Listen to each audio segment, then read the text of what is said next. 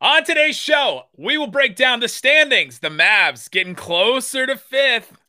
Getting closer to those Lakers, baby. We'll talk about that, give our All-NBA teams, and more coming up right now.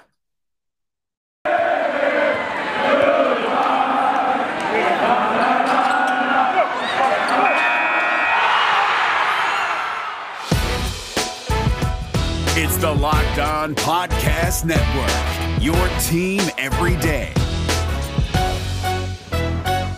I'm Luka Doncic, and this is Locked On Mavericks podcast. Dallas Mavericks are NBA champions. Bang! Bang! It's good! And the Mavericks have won the game! If you don't believe, you shouldn't be here.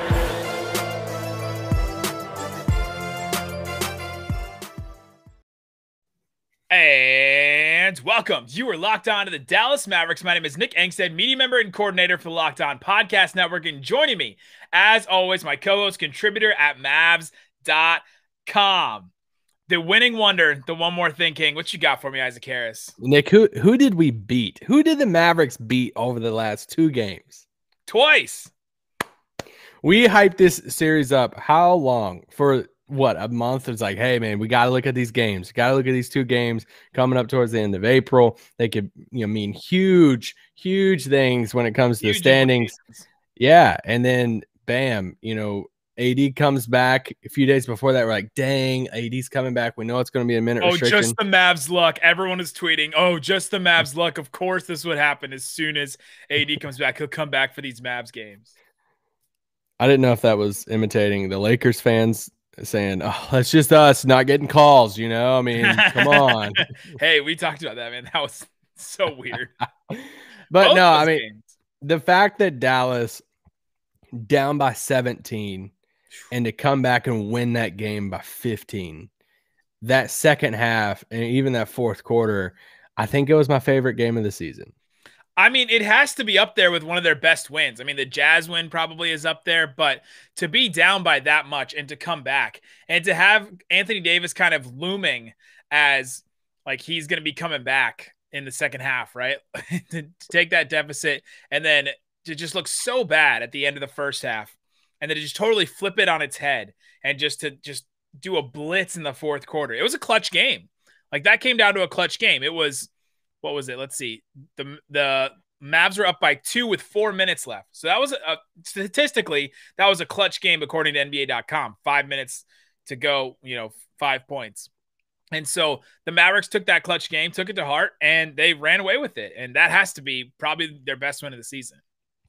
Yeah, it's just crazy because, obviously LeBron didn't play. Obviously KP didn't play. Josh Richardson didn't play either. And there's so many different things that you could look at that I'm sure you talked about over the weekend. If you guys didn't listen over the weekend, go back and listen to Nick and bringing 3 fans on over the weekend and talk about the win.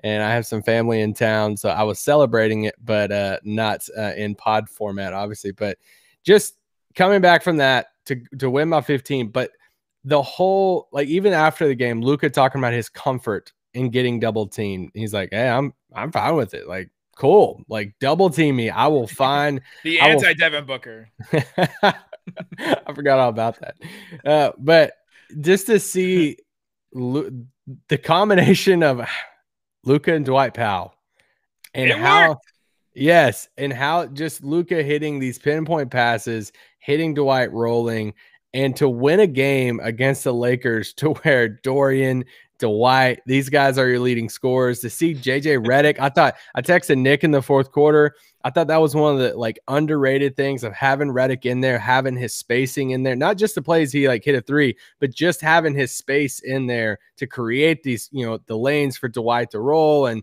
them double teaming. It's just, I have it recorded on my TV. I'm going to go back and watch the second half and that fourth quarter again. I thought Rick outcoached the butt off Frank Vogel in the second half. Like he made Frank Vogel look like a little league coach at YMCA.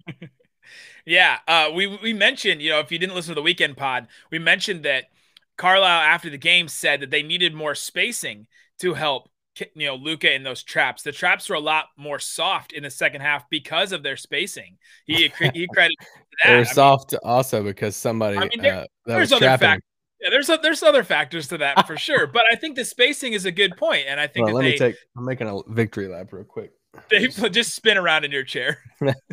They played Redick a lot more in the second half, and they played Melly a little bit more in the second half too. And so this also shows, and I wanted to make this point, Rick Carlisle, this is why he's the best at like in-game adjustments, and he's always voted that in the GM survey and all that, because he can take a series and he'll play 2 games against somebody and completely figure it out within like a game and a half. And that's what happened with this, Mavericks Lakers 2-game series. He had it figured out. And so I think in the regular season, I don't think we see all of Rick Carlisle's powers, you know what I mean, as a coach. And I don't think we see the benefit of it. And so I'm looking forward to, and it worked with the Clippers, right? Like the Mavs were right there with the Clippers last year. We talked all about it, but I'm really interested. Should we have like playoff Rick, like playoff Rondo? It's not playoff Rick and Rondo for sure, right? Like it's not both of those things. This is why they clashed heads, because they're the same people. What's the saying where like one thing can't exist with the other one, but separately? It's like, they're oil and water, those two for sure. But yeah, absolutely incredible. Great wins for the Dallas Mavericks. So we have to get your take. I got the fans' take. I talked about it. Dorian Finney-Smith, our guy. We have been standing for Dorian Finney-Smith for years to go up against the guy that we have been completely against for years in Andre Drummond, and to stand up to him since we recorded the pod on Saturday. Dorian or ESPN, I think, tweeted out the screenshot of Drummond like up against like Dorian and you in the main mug, and then Dorian, and then the caption was Andre Drummond wants all the smoke, and Dorian just responded, "Cap." I thought that was so great. Andre doesn't want Dorian smoke. No, he does not at all. And if you're in the camp of like, hey, just because I'm going to take the bigger guy, then let's bet against things together. I want to take your money if you're in that camp, because I am very very confident Dorian would smoke that. But it is like the whole thing of it was just so funny. There was so much so much irony in that picture, and so many different memes that we could put in that. But I just laughed so hard because Dorian just smirked and laughed. And it's like, this is what majority league, Dorian was the majority of teams when Andre Drummond was on the trading block, and no team in the league wanted to trade for him basically.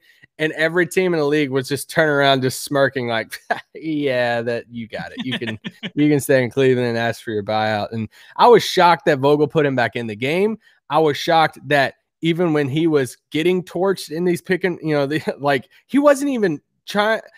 Yeah, we could go. I mean, Dorian hit a 3 a little bit after that, and he was just standing in the lane basically because Dorian was his guy. So I absolutely loved that Andre Drummond played a lot of minutes in that game. And I think because he played a lot of minutes, I think it contributed a lot for the Mavericks to win, which a lot of you thought that he would contribute to Mavericks wins. So there you go. You were right.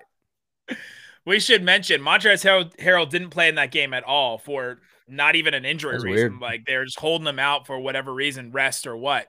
But when they get the full complement back, like it's not like Montrezl Harrell would have fixed that. Maybe more Anthony Davis minutes would have fixed that. But it's also the second game Andre Drummond and Anthony Davis have played together. So I'm holding out some of the defensive end, but we'll see. We'll see what happens with that. To have two bigs like that, though, it takes a lot of coordination between the two on defense. And let's just say that Andre Drummond was not going to pick up those very quickly. All right. Anything else about the Lakers game? I mean, Dwight Powell, he's back. This is another thing I mentioned on Saturday is that his lift is back. Like, it just seems like he is back to pre-Achilles Dwight, which is a really, really good thing to see. Yeah, Dwight. I don't want to go on the whole Dwight thing. I'm working on something about Dwight, so I don't want to spill all of my Dwight takes and research that I've been diving into. But Dwight, where he's at now compared to where he was at 3 or 4 months ago is just incredible. Just his work. I mean, even going back to when he tore his Achilles, just his work to get back to where he was. And for Rick to say, hey, I don't even see a difference in that.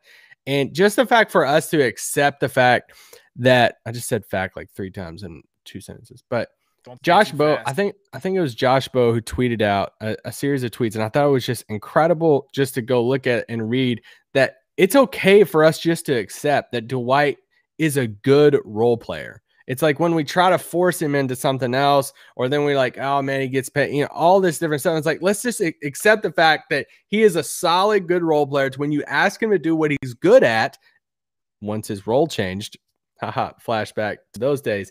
Once his role changed, and for him to come off the bench and do this, like, you know, 2-man game with Luka and a pick and roll format and all this stuff, like that's what he's good at, and energy. And so, yes, where Dwight is at right now, very, very good spot, not just for him healthy wise, but for the team. Yeah, and he's not a perfect role player either, right? Like he's a solid, good role player. But yeah, coming up, let's get into some more about the standings. The Mavericks are now in 6th place, and alone in 6th place, the Blazers have just completely fallen off. They have just been absolutely decimated this April. They have just gone into April with a complete whimper. So we'll get into that, talk about some more scenarios with the Mavericks and get into all that, talk about all NBA after that coming up. But before we do, let's talk about Indeed. If you're the hiring expert for your company, what you really need is help making your short list of quality candidates easier.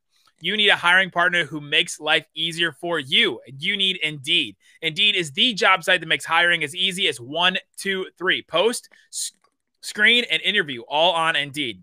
Get your quality shortlist of candidates whose resumes on Indeed match your job description faster. Only pay for the candidates that meet your must-have qualifications, and schedule and complete video interviews in Indeed on the dashboard. So all of it is straight into Indeed with tools like Indeed Instant Match, giving you quality candidates whose resume on Indeed fit your job description immediately. And Indeed skills test that on average reduces hiring time by 27%. We love statistics, and that is one of them. You can choose from more than 130 skills tests and then add them to your must-have requirements, so you only pay for the applicants that meet those requirements. Go to Indeed.com. Get started right now. The free $75 sponsored job credit to upgrade your job post on Indeed.com/locked. That's a $75 credit at Indeed.com/locked. Indeed.com/locked. Offer valid through June 30th. Terms and conditions apply. Also want to tell you about Built Bar. Built Bar is a protein bar that tastes like a candy bar. They're absolutely delicious. We love them. And, oh man, the coconut brownie chunk is back. It is the best. Mine's in the mail, baby. It's the best Built Bar. Isaac and I both immediately went to the website and ordered some as soon as we possibly could. So it looks like they changed the recipe up a little bit. We're excited to get them, excited to try them. They're going to be covered in 100% chocolate. They're absolutely delicious. Go get them right now. It has 150 calories, 15 grams of protein, 7 grams of sugar. We're showing them right now on YouTube. Go get some Built Bar right now. Other incredible flavors as well. Raspberry, cherry barcia. They have the peanut butter brownie, all that kind of stuff. They're absolutely delicious. Go to BuiltBar.com. Use the promo code LOCKED15, and you'll get 15% off your next order. Use promo code LOCKED15 to get 15% off your next order, not your first, your next order at BuiltBar.com. All right, Isaac Harris, let's get into the standings. The Dallas Mavericks are in 6th place, like we said. I was laughing because on April 16th, our guy Jimmy, All Things Mavs, tweeted out, well, play-in tournament it is, folks. He sent that out on April 16th, and now just like a week later, they're fully not in the play-in tournament. And it just changes so fast. And the play-in tournament has added so many different elements to this season. Like, so many of these games now matter because of the play-in tournament, right? Like, I was paying attention to these last 2 Blazers games, and I watched them both because of the implications for the Mavs. Like, I was very into it, and I know a couple of Mavs fans are tweeting along with me.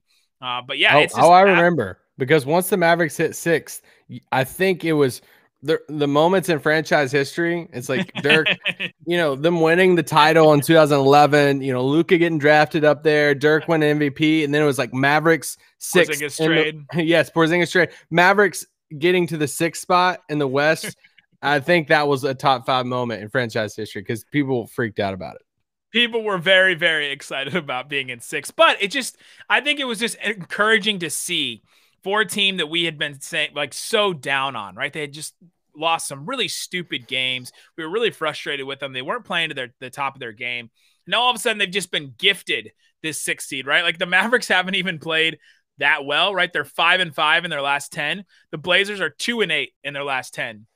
And I think the Blazers are like 3-12 in April. The Blazers are just like completely fallen out and bottomed out. I actually kind of just want to go to their schedule now that we're on this on. Look at that.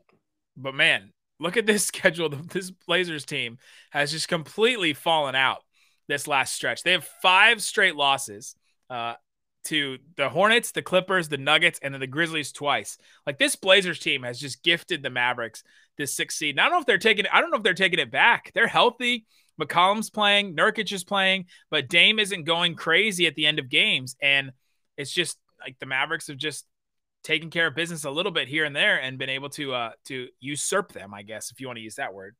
Yeah, and their defense, I mean, sucks a lot. And yes. When your defense sucks as much as it does for Portland, then you have to be kind of just otherworldly offensively. And I mean, they're good, but they're just not, Brooklyn good when it comes to that. So I think, what I'm looking at is I'm looking at the Lakers schedule. It's like, all right, do we have a shot at, passing the Lakers, for that 5th spot? Because if you can get to the 5th spot, then you're looking at Denver, and you'd much rather play Denver, without Jamal Murray than any of the top, 3 other teams. And I thought it was funny because, Anthony Davis talks to Rachel Nichols before the Mavericks game, and, AD says, hey, what was that? What did you throw up there? I was cleaning the glass. I'm trying to pull up the Lakers schedule, and I did it. Oh, I have their next 4 games, but AD basically tells Rachel Nichols, like, hey, we're good. We don't care who we play. Okay. Like, we are confident it's who. No, I get it. I would, if they're healthy, I totally get that. But what made it funny was after the game, there were some Laker reporters after the Lakers lost to Dallas that were tweeting out saying AD's really upset about losing to Dallas and the chance of getting passed by them in the standings. He says the next 2 are must wins. I'm like, well, do you care who you play, do you care who you play? Because you are very confident of who you like. Hey, we can play anyone, but now you're upset because you want Denver too. Let's just be honest. Like, oh, for sure, you want Denver too, and the chance to play, Utah or whoever in that 2nd round. So, and the same goes for Dallas. So, as Nick has up on the screen, for the Lakers coming up, not great for the Mavericks side. The fact that they have Orlando. I will say Washington, although I think Brad Beal got hurt today, I think possibly. Yeah, he's probably going to be out. Okay, so Orlando, Washington, Sacramento. I don't know if Fox will be there. Probably no, he will not be there for that game. So, no. I mean, you assume that they're going to win those next 3, and then you just hope something happens in that Toronto, Denver. Mavs next 3 are not super difficult either, though. So it could be they just stay where they are. And the Lakers are a game and a half above the Mavericks right now. So it's not like they're 4 or 5 games ahead. Like, this is a real close race right now. A game and a half between the Lakers and the Mavericks. The Mavericks just have to make up 2 games basically. So whether it's this stretch, Orlando, Washington, Sacramento for the Lakers, the Mavericks next couple of games are Kings tonight on Monday. If you're watching, listen to this. Warriors on Tuesday, Pistons on Thursday, Wizards, and then Kings. That's this week. Like, that should be a sweep if KP's playing or not, right? Yeah, we don't know how these go, though. Unless there's 2 back-to-backs, Monday, Tuesday, and then Saturday, Sunday are both back-to-backs. Unless they do some kind of sitting of Luka, one of those 2, which I expect them to do a little bit. Because in each of these national TV games the Mavericks have played, one of the announcers has been fooled by Luka, like, having an injury. Oh, he's limping. Oh, he's holding grimacing his arm right now. Yeah, he's grimacing, and then all of a sudden he's just back, which is just the Luka experience. But some of those little things add up, right? And it's the recovery time on these back-to-backs. That's why they held him out on some of these back-to-backs, because it's, if he gets a little nick here, he gets a little, injury there that he can play through. But you have to have enough time to recover from that. And so then he'll sit out some of these back-to-backs because there's just not enough time, especially if one of those things gets aggravated, even a little bit, even if he can keep playing through it, right?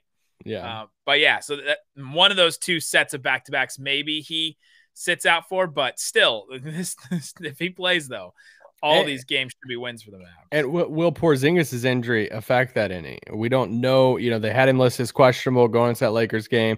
Then Rick says before the game, hey, it wasn't even that close. He wasn't going to play. He was walking around the bench. He was on the bench, you know, in Saturday night's game. So those are all good signs. We just don't know how long it's going to be. So does that affect Luka playing, you know, some of these back-to-backs? Because they're like, hey, we don't want to set Luka and Gabe in the same game. So that could affect some things. But basically what I heard over the past minute or so is what you're telling me is I'm going to have to root against the Lakers over these next few weeks. And is that any different than what you've done your entire life? Not at all. Bring it on. I hate them already. I mean, we're all rooting against them, right? Like even more so. Yeah, I wanted the Mavericks to win both those games. Yeah, I know you did. You texted me. I have receipts. I'm fine at that. They won the title last year. It's whatever. All right. Coming up, let's get into a little bit more about the standings, I guess. Talk about scenarios. And then we'll get into Isaac's all-NBA team. He's got his all-NBA team. And there's just an impossible choice for guards and for, wings. It's just like, does not make any sense. So Coming up next, I'll tell you why LeBron James should not be first team all-NBA. Ooh, get into that coming up. But before we do, betonline.ag. It's your one-stop shop to put some money down on some sports. If you want to bet, go ahead and head to BetOnline right now. I have it pulled up on YouTube if you guys are watching. Couple of games they have already up. Suns, Knicks. They have the Suns, a 1-point favorite against the Knicks. Get out of here. Suns are going to win that game. I'm going to call it. Unless somebody's injured that I'm not paying attention to. But I'm going to call that one. Let's see, the Heat and Bulls. A lot of people, I love when people tweet me these and are like, this is such bad picks. Yeah, I'm not a better, but no one ever tweets you on the ones you get right, though. Oh, that's true. Never. Come on, guys. Give me the ones that I get right. Miami Heat, a 4-point favorite over the Bulls. Like that one. That one seems right. The Jazz, a 10-point favorite over the Minnesota Timberwolves. That team's kind of sneaky. That team sneaks up on you, and they can score a bunch of points. So I don't know about 10 points on that, but the Jazz should take care of business on that one. And then Clippers, Pelicans. Clippers are a 3.5-point favorite over the Pelicans. That's an offensive duel, and I think the Clippers will run away with it. So I think I would take the Clippers on that one. But if you want to put some money down, go to betonline.ag. Use the promo code LOCKEDON and get a 50% welcome bonus to your first deposit. BetOnline, your online sportsbook experts. The Ultimate Mock Draft 2021 presented by Locked On and Odyssey is happening right now, and they have the whole first round available on Ultimate Mock Draft feed, featuring analysis from NFL experts Michael Irvin, that's right, the playmaker, the Cowboy himself, Jason Lockenfora, Brian Baldinger, our local experts for every team, making trades, picking the next stars for their team. Search the Ultimate Mock Draft 2021 on the new Odyssey app or wherever you get your podcasts. All right, Isaac Harris, let's get into your all-NBA teams, unless you had any more thoughts on the standings. The Mavericks are right now a game and a half above the Blazers because the Blazers lost again, so they got that extra half game. The Grizzlies are only a half game now behind the Blazers. Would it surprise you or shock you if the Grizzlies were the 7th seed and the Blazers were the 8th seed by the end of the season? Jaren Jackson Jr., baby. He didn't even play in this game on Sunday, and they still won. John Morant is insane. John Morant had this play where he got a rebound, and he grabbed the rebound like high in the air and touched it on the backboard while he was in the air. Like, he grabs the rebound in the air, touches the ball on the backboard in the air, and then just runs down the other end of the court, beats everybody almost down the end of the court, and just goes up for a layup like high above everybody else. He is just an insane, fun guy to watch. I love rooting for him, especially when it benefits the Mavericks. Yeah, so is Kyle Anderson. Super fun to watch play basketball. Kyle Anderson is always bewildered when he gets a defensive foul because he can't move his feet fast enough to get out of the way. It's like, dude, your name's Slow-Mo for a reason. But no, yeah, I'll be watching the play-in stuff. And for Dallas, the one quick thing is now they own the tiebreaker over the Lakers. So huge. if there is a tie at the end of the season, let's talk real quick some All-NBA stuff. I've seen some. I think it's going to become a bigger conversation over this next few weeks. It's just how it all is like going to set. When it's all said and done, but. When you look at the guard, first off, when I sat down and I made my 3 teams today, and I started off with centers. I think it's pretty easy with centers. Jokic, Embiid, one of those 2 first team, the other one second team, and then Rudy Gobert as the 3rd team All-NBA. I'm sorry, David Locke. But those are your three guys. AD's not cracking that. The two guys in front of you are MVP candidates, and probably the two guys that one of them will win it and the other one will get second for sure. Nick, all three of those guys are MVP candidates. Chris Mannix. If you get a vote, are you considered a candidate? Do we have to go through the whole conversation again? Here we go. Anyway. So then you look at the guards, and the guards, I mean, have fun because the whole conversation of winning versus stats it just becomes bigger than ever. Because, and even beyond that too, because like Donovan Mitchell, we've talked about before, he's going to be on maybe the top team in the Western Conference, maybe the best record, and averages 26 points a game. He's probably not even going to be on an all-NBA team. And that was even before the injury. So when you look at the guard spots, I think the top two first-team all-NBA, I think it's very clear. I think it's Steph Curry and Luka Doncic. I don't think there's any debate on that, especially with James Harden's games. There's a Harden angle in there, but I do think it will be Luka. James Harden has played 42 games, and that's just going to be the difference. Out. Yeah, he's probably not going to play the rest of the season, my guess.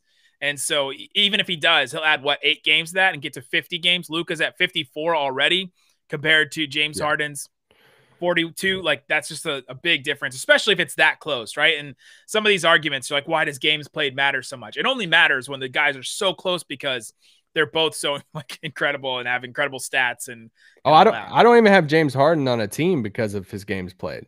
I mean, 36 games played is half the season. That's a little much. That's 36 games is half the season. And he's played 42 games. No, but I'm saying he's played 6 more games than that. I mean, the dude is like that. If he came back and played a little bit more, that's another thing. But so, I have him as like an honorable mention, but I think you have to have a Brooklyn net on there, and you can't have Kevin Durant because he won't even hit the 50% mark no matter how much he plays. I have Kyrie Irving second team just because he's at what is he at right now? I was gonna say he's only played 3 more games than Harden has, but he's still playing. So he's going to have over 50 games. And at that point, if it's just going to be like a 10-game difference, I'll just go with James Harden because he's been better than Kyrie. That's me. That's me. You may not do that. Yeah, I would take it. Brooklyn has to have somebody, and for Kyrie to average 27 a game and have 10 to 13 more games than Harden, I'd give it to Kyrie. But my second team guards is Kyrie, and then I went with Chris Paul. Yeah. And then on the third team, I put Damian Lillard and Ben Simmons. And I went with Ben Simmons. That was kind of difficult because I obviously left Mitchell off. I left Devin Booker off. And I left Brad Beal off. And I know people it's like, oh, okay, the team sucks. But this dude's averaging like 34 points a game. And I get that he plays on not a great team. I mean, they're fighting for the play-in spot. So, I mean, a postseason spot. So they're a great team, guys. Get that ribbon. Wizards. Yay, team. And so nobody's saying that. You're the only person saying that.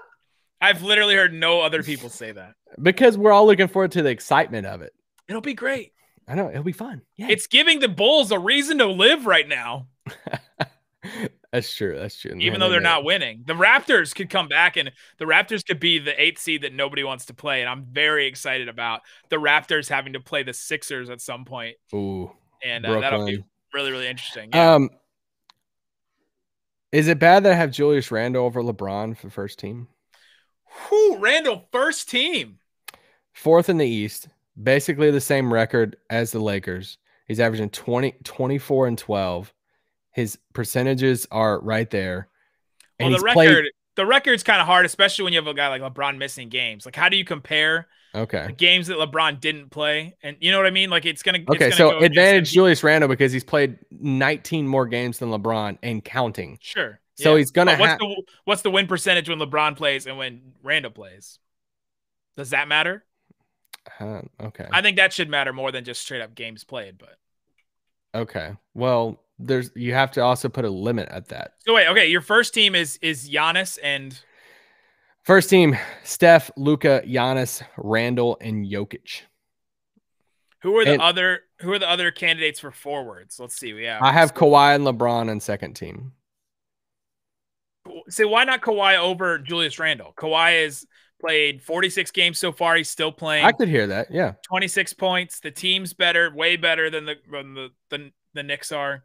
My thing is right now, the season ended right now. If the Knicks fell down a little bit, but the fact that what Julius Randle is, he is by far their best player. Like, it's not even like where he's at, and they're fourth in the East. Like, they could have home court advantage right now. The turnaround and his stat, like his counting stats are just insane. Like what he's averaging, what he's shooting right now, percentage wise. 24 a game, 10, just over 10 rebounds a game, 6 assists a game too. That's the huge That's one. insane.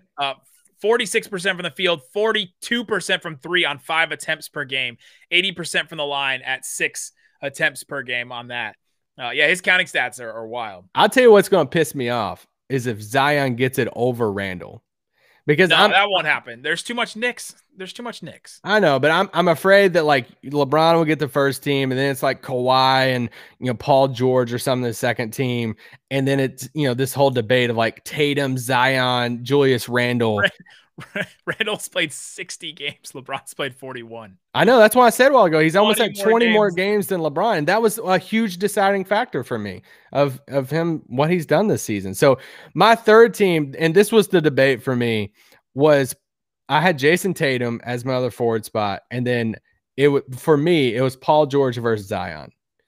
And I went back and forth on it. I went with Paul George because of where the team's at. Zion, because winning means so much to me in these things, and the third team is when a lot of times we get some weird crap, like you'll get the Trae Youngs of the world, Zions, whatever, Brad Beals get thrown in there because the bad team guys. But Zion, will he break? Will he be that guy in the third team? I could see it. I mean, he's a top. It's crazy. Zion's averaging 27 a game. He's a top 10 scorer in the league. But Jason Tatum averages more rebounds than him. Yeah, that's wild. Yeah. And he's a better defender by a lot, and he's on a better team. By a lot. So, I would go Tatum over Zion for sure. I think Zion will probably make one. So he's going to have to make it over Paul George. So the top four are set, though, right? Those are locks. Giannis, Kawhi, Randall, LeBron. I want to say Randall, but I'm afraid that it's going to be like... No, the narrative's we're too far down the path. There's been that 8-game winning streak, I think, sealed it for him. He'll have another moment the rest of the season, and he'll make it. That's the top. And then Tatum, I would add Tatum as being the top 5. And then it's between Paul George and Zion. And that's the ultimate, like, do you want clicks or do you know what I mean? Even though the All-NBA, people should take real serious, even more so than All-NBA, because it matters for contract stuff. And you would swap out Harden for Kyrie, right? I would. So in your initial thing, I would swap out Harden, and put Harden as second team. Lillard and Simmons are fine in that second team. Maybe Mitchell over Simmons. Yeah, the only two spots that I had up for grabs was Simmons and Paul George. And I could see the Mitchell or Devin Booker fighting for the Simmons spot. Yeah, Chris Paul definitely deserves, and Booker is second on there. So it's at some point you're like, should we give it to 2? You know what it reminded me of? I think the Chris Paul, Devin Booker is like Mitchell and Rudy Gobert. It's like you talk to people around those teams. It's like, oh yeah, Chris Paul, Rudy Gobert. Those are our 2 MVPs of our teams. But then you got the young counting stats guys of Booker and Donovan Mitchell who score a lot of points, but their fan base Well, but if you ask David Locke though, he'd say, oh, Rudy Gobert is way more impactful than Donovan Mitchell is. Like he's way more important for that team than Mitchell is. And so you're like, oh, okay, well then. And I would say a lot of like plugged in Suns people would say the same about Chris Paul. Well, and you just look at, Devin Booker's stats are eerily similar to last season. And they're like, his efficiency is just a little bit up, but all the counting stats and everything are just basically the same. He's just a little bit better this season. Yeah. And Chris Paul, and the team is now on a 60-win pace in an 82-game season. And the year before they won like 30-something games, right? Like that's the Chris Paul difference right there. Yeah, it's crazy. In center, there's no arguments. Like no. You can't even say Gobert over Embiid second team. Like, no, I wouldn't. And your other options are like, gosh, it's like your other options are like Towns. You know what I mean? Like Porzingis, Anthony Davis in his like 12 games, 25 games. Bam Adebayo. Yeah, you start going down the list and you're like, Yeah, I mean, just think if AD and KD didn't get hurt. They would have really made this thing would made it really hard. But yeah, the hardest one I think is the guards with Simmons, Mitchell, Booker, and then what do you do with Harden and Kyrie and all that? But that's the hardest part about All-NBA. Drew Holiday, you know, I had him over Middleton as somebody I thought about. Kind of in the similar Chris Paul type of thing. Really good team. Doesn't have like crazy numbers, but he means a lot to the team. I mean, Westbrook's numbers are insane. He's been playing out of his mind the last couple of months here. And then I put Trey on you know, an honorable mention too, just because I mean the Hawks are what, 5th in the East right now, and yeah, he's averaging 20 something and 10 basically. So I think I mean the guards just go on all day. I mean literally, if Kyrie doesn't make it, I mean I can hear the argument. It's like, well, what the crap? Why isn't Kyrie on there? He's averaging 27 a game on the best record in the league. How many guys 25, 27, 5-5 don't make the All-NBA team, right? Like, yeah. I bet I can actually. You want to talk about something while I look that up because I kind of want to see that. What do we want to talk about? Well, how are you feeling about Winter Soldier and Falcon? I just changed the subject. You can just keep talking. Oh, sorry. So the Nets. I think the Nets. I love Falcon and the Winter Soldier. I'm a couple episodes behind because I've had. Oh well, then you can't talk about it then. I know. I've been enjoying it though. I've been enjoying it. It's very good. I just want Julius Randle. I'm just telling you, there's a world and a narrative set up for Giannis and LeBron first team, Kawhi and somebody else second, like Kawhi and Zion second team, and then it's like freaking, you know, like Tatum, and I just Julius Randle better make it one of the first 2 teams, and I would be. Oh, I don't know if I can. I don't know if I can do this now. Basketball Reference changed the way they do it now. I don't know how to use it, so I'm not hireable. Oh, do you pay for StatHead? I do actually, but they don't allow me to do not all NBA anymore. Oh well, that's annoying. Anyway, either way, not many. I don't think many have done 27, 5-5 and not made an All NBA team. But yeah. Luka's gonna make it, right? Whether he makes first team or second team, who would be the player you think would knock him off of first team? It was Lillard at one point. No, I don't think there is anybody. I mean, Chris Paul maybe, but that would be the only person that Harden doesn't have the games played, and I will riot if James Harden is first team over Luka. Maybe Chris Paul, but I think Luka's numbers, and I think when it's all said and done, Dallas will be 5th or 6th in the West. Luka's numbers are absolutely insane. He has games played for it. I think he'll lock that in. And when you look at the context of everything, I mean, this dude's about to lock, you know, if he wins his 2 first-team All-NBAs in his first 3 seasons, what are we doing right now? This is just insane. Yeah. All right, there you go. That's some talk around the league. Mavericks play a whole bunch of games this week. We will have them all covered for you on Locked On Mavs. Guys, thanks so much for listening to Locked On Mavs. Peace out. Boom. And now, your moment of Zen.